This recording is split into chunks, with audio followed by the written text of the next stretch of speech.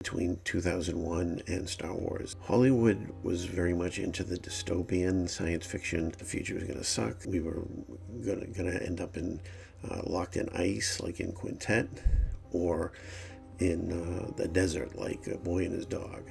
No fun science fiction coming out of Hollywood until George Lucas showed up.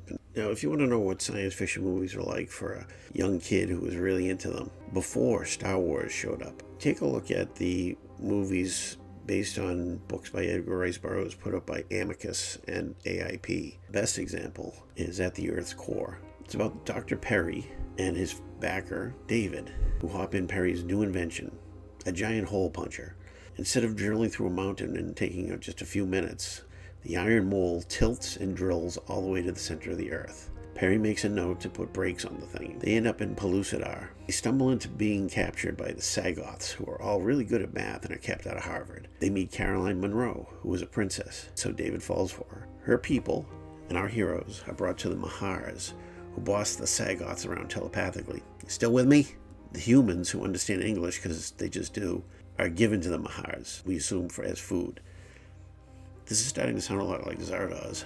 We see right away that this is a plain pulp story from the pen of Edgar Rice Burroughs. It's not complicated, and if you're willing to go with it, it's a blast. If you want to sit there bitching about how impossible it all is and how scientifically inaccurate it is, you're a sad person who doesn't know the joy that comes from watching Peter Cushing battling a large Muppet.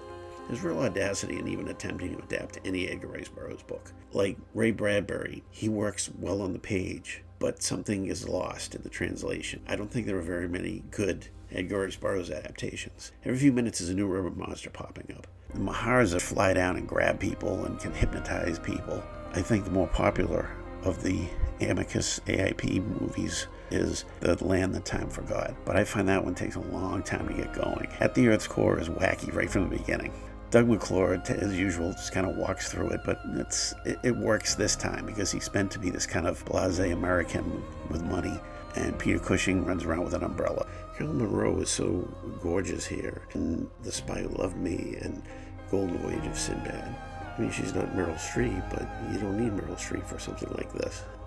For the past few months, there's been a lot of talk about how the Disney Marvel movies aren't doing as well as they might. They're too full of spectacle and not enough characterization. People want character. Characters make the spectacle have some meaning. Something like At the Earth's Core has probably 10% of the visual impact of the latest Disney product.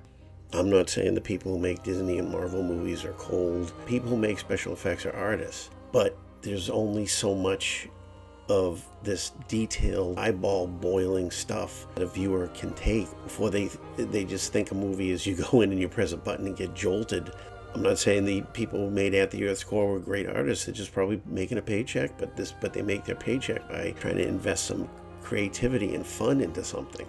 I think some movies like At the Earth's Core are enjoyable and refreshing. There's room for both. You can like Star Wars and Avengers, and you can like these old clunky movies with quote bad special effects and have a good time.